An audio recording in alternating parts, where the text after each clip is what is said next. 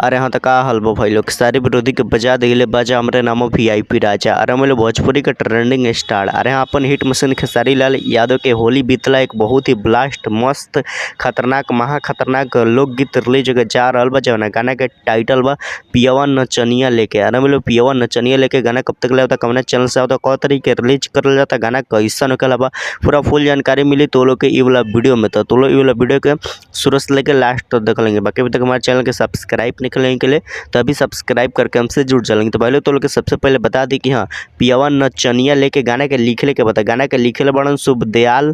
अरे मतलब शुभदयाल सोहरा। अरे शुभदयाल सोहरा गाना के लिखले बड़न। बाकी तो लोग के गाना म्यूजिक सुने के मिली अनुराग राजा के। अरे मतलब म्यूजिक डायरेक्टर बना अनुराग राजा।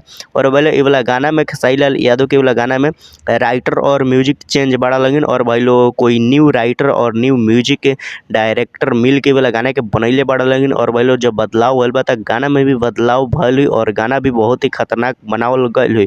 बाकी तो लोग बता दी कि खेसारी लाल यादव के पियवा नचनिया लेके गाना कौन चैनल से आवल बा। तो गाना जौन बा श्रेष्ठा फिल्म सर बोले श्रेष्ठा फिल्म्स के यूट्यूब चैनल पे गाना आवेला बा। बाकी वाला गाना गइल बाड़न भोजपुरी के हिट मशीन खेसारी लाल यादव और शिल्पी राज। ना बोलो खेसारी लाल यादव और शिल्पी राज के आवाज़ में तो लोग के वाला गाना सुने के मिली। बाकी तो लोग बता दी कि खेसारी लाल यादव के वाला गाना जौन बा पियवा नचनिया लेके गाना में वीडियो फॉर्मेट में के देखे के मिली। तो वीडियो में तो लोग देखे के मिली खेसारी लाल यादव और रानी एक्ट्रेस। अरे बोले खेसारी लाल यादव और रानी एक्ट्रेस के साथ गाना बहुत ही मस्त झकास वीडियो भी वाला गाने के शूट करे लगल बा। वीडियो से कुछ फोटो और वीडियो भी आयल बा वीडियो सेट से। तो वो देखे में बहुत ही मजा आवता बहुत ही लाइटिंग वेटिंग के साथ खेसारी लाल यादव के वाला गाना बहुत ही खतरनाक तरीका से शूट करल गल बा।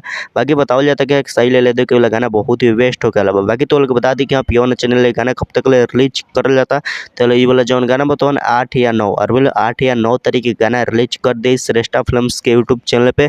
हमरा जहाँ तक लगा था कि 8 तारीख के रिलीज कर ली। बाकी 8 तारीख के रिलीज ना कर ली तो 9 तारीख के पक्का रिलीज कर दिया। बाकी ये वाला गाना तो लोग मिस मत करें गाने के जरूर सुन लेंगे। श्रेष्ठा फिल्म्स के यूट्यूब चैनल पे गाना रिलीज कर बा तो अभी जाकर वाला चैनल के सब्सक्राइब कर लेंगे। बाकी तो लोग के वाला वीडियो कैसा लगल अच्छा लगल तो लाइक कर लें चैनल के सब्सक्राइब कर लेंगे वीडियो के शेयर कर लेंगे। बाकी तो लोग खेसारी लाल यादव के फैन बढ़ लेंगे तो अच्छा से कमेंट जरूर करिए लेकिन। बाकी यहाँ तक वीडियो देखे खातिर बहुत बहुत धन्यवाद।